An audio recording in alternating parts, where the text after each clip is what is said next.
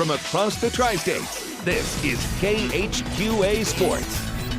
And tip-top of the evening, everybody, and welcome to the last Basketball Friday of Ordinary Time. This is Sports Final. Boys regionals and districts fire up next week as we begin the march into madness, but the drama is already plenty thick on the ladies' side of the ledger, including a battle of top 5 Class 3A teams tonight in Springfield in a regional, no less. No wonder Quincy Notre Dame fans are not happy with the good folks at the IHSA. Let us take you to beautiful Springfield tonight with the Lady Raiders trying to do work and beat Springfield for the second time this season. Springfield's only lost this season against the Lady Raiders. Eric Orn's game plan, go inside, and Mary Beth Hugenberg would provide. Early on, the great start, endemic of things to come. Then it's Kristen Gengenbacher, floor length. She takes it, she pulls up, hits the jumper. She right there had 23 points on the night. More from Mary Beth Hugenberg just everywhere tonight in the first half of this ball game. 21 alone in the first stanza. Finished the night with 28. She was Mary Beth huge in game tonight. At the other end, though, Annika Webster, the future Quincy University Lady Hawk. Great take, bucket, band-aid, and three-point play to keep her team close. Some great play off the bench tonight. It's a Jada kiss right here as Miss Jada gets it done, keeping Q&D ahead. And then how about a little Cassidy Foley to kind of put this thing away. Quincy Notre Dame takes care of business, leaves no doubt about it, and rolls into the sectional, beating Springfield for the second time this season, 72-54. Hugenberg with 28, Kristen Gengenbacher with 23. Up next for the Lady Raiders, a showdown on Monday with U-High, which dispatched with Prairie Central. By the way, Quincy Notre Dame has already beaten U-High this season as well once. Again, another rematch for Quincy Notre Dame in the postseason. Let's move to Missouri boys action tonight. We've got ourselves a Clarence Cannon Conference Championship decider tonight, both in Monroe City and in Louisiana. Monroe City, wow, look at Kyle Fulton setting the trap for Palmyra. Palmyra needed a win tonight to claim at least a share of the conference crown. Taryn Ritter and company had other ideas. Ritter with a smooth scoop off the glass right here. He's not done. This fella red hot as Palmyra stepped into an absolute ambush tonight. Ritter with a three from outside, setting things up for Grant O'Brien. Super smooth from the point guard. He knocks that down. And then it's the freshman, Michael Speaks. When Michael speaks, people better listen. Great take for him. It's 16-9 Monroe City right out of the gate. Bright spot for Palmyra tonight, Trevor Meny, who had 24 points, but Palmyra never really seemed in this ball game. Monroe City completely fired up for this one as Grant O'Brien and company spoil Palmyra's chance for a conference crown.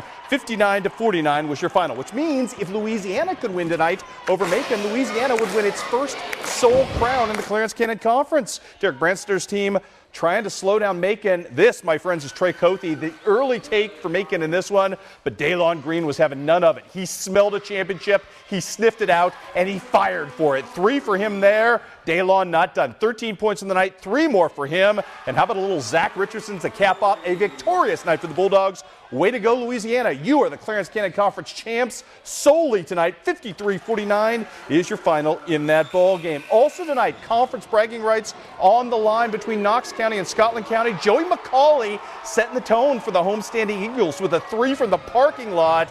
Zach Dubé trying to answer back. Scotland County was not going to let this thing go without a fight, and that means some Cordy Kiger. Boy, this kid's scrappy. Moxie personified from the outside for the long-range 3.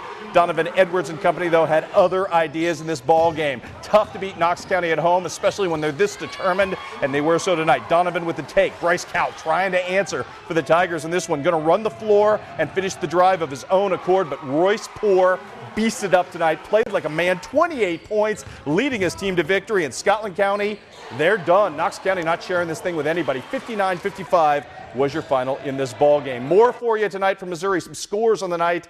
South Shelby beats Mark Twain 63-58 despite a monster night in opposition and then a loss from Ethan Anderson. That kid's just flat good. 32 points on the night for that young man. Also on the docket tonight, Centralia tries to win. Gives a spirited effort, but Highland at home wins in double OT. Austin Richmiller with 21 points on the evening for the victorious Cougars. Also on the docket tonight, we've got Clark County getting a monster night from Chase Bevins in beating Brookfield 71-43 was your final in that ball game. And North Shelby all over Milan 63-33. John Arnett with 10 points in that ball game as well. Let's move on now. Hannibal tonight on senior night. Mark Thomas's Pirates trying to salt away a lead with 3 minutes left in this one. Aggression is good. The Pirates not playing just to stay ahead. They're playing to win. Great pass right here from Dylan Powell inside to Trayvon Jones, who had 12 points in the night to help lead his team. Nice Coaches versus Cancer Night attire from Mr. Mark Thomas, wearing the sneakers, as is traditionally the case, with the suit tonight. And then the Pirates working some defense down the stretch to close out. Great rebound right here by Mr. Powell. Going to hook up with Vincent Elder at 21 and 11 on the night as the Hannibal Pirates get it done. 67-62 was your final. All Hannibal to finish off the night. More from Will now. Well, Quincy High was looking to keep their spot in second place in the Big Six Conference tonight. They were on the road in this one at Moline. Not an easy place to play by any means. Let's take you to the score now, but Quincy High gets it done tonight by 9 over Moline. They sweep the season series, and they're going to be finishing the season on a strong note. Let's head out to Liberty now. This one, a good one tonight. Pick things up in the second half. Liberty up 37-30 at this point. Austin Mast, he is going to add to it. Corner three from that young man, the shooter. Sauky's going to answer at the other end. Rowley Filbert, he is going to get the ball down low. Little kiss off the glass. He'll get that one to fall. Michael Blewett, though, he is going to answer. You better believe it. Pull-up jumper, top of the key. Beautiful-looking jumper on him. Then we have a Connor Wolf sighting. Young man missed so many weeks in his senior season. Good to see him out there balling, doing nice work. Liberty's going to go on to get this one done tonight, 68-55. More senior night festivities at Unity as they were taking on Brown County in this one tonight. There we go, a little under the legs. They are getting hyped before the game. Hornets, though, they're going to come out fast in this one. Jacob Rubel, the sophomore, he's going to bury the triple from the outside. Carter Lewis, he's going to come right back down the floor in the paint, get that one to go against the Mustangs. Unity, they take a timeout and regroup, and that's when this man, Dylan Schaefer, he just went off. Kiss off the glass underneath the hoop right there. Schaefer's going to get the rebound here. Running in transition. He's going to take this one hard to the hoop. Laying almost hits me underneath the net. Gets that one to go. And then he's going to be dishing it this time to the big fella, Lane Davis. And Lane Davis isn't going to miss. Mustang's going to go on a roll, 58-40. A couple of Illinois boys scores for you to pass along right now. West Prairie, a winner tonight over Mercer County. Macomb, they fall tonight to Monmouth Roseville, 52-49. Payson Seymour, a big winner tonight over Western. Coldy Hildebrand, 27 in that ball game. Rushville Industry over A-Town tonight. They lose tonight, to A-Town, 63-48. And Beardstown, a big winner tonight over Route, 83-48. Some girls action to take you to right now. Scotland County trying to take down Knox County or the home floor. Cassie Bear, she's doing just that with that lay-in. Back down the floor, though, Sarah Dooley, she is going to be answering from 3 range. And then it's going to be Miss Dooley again down low in the paint. She'll get this one, make easy work of that. But back comes Scotland County. Cassie Bear with a strong drive. And Scotland County is going to go on and upset Knox on their home floor, 42-38. Palmyra girls taking on Monroe City. Chris Parsons' squad looking to wrap up the conference tonight. Miss Katie Hinkle didn't take her long to get going. She's going to come off the steal right there and lay that one in. Hinkle then going to get the runner in the lane. She'd have 17 points tonight. Monroe City back on the floor. Asia Troy, she'd be doing her part. She scored their first 6 buckets tonight. Too much Lady Panthers in this one, though, as they're going to be pressing like they always do. Get the turnover. Going to go on to cruise. 52-18. 3 girl scores to pass along to you from the Missouri side. Centralia, a loser tonight to Highland by 9, 50-41. Macon, a 2-point winner over Louisiana tonight, 41-39.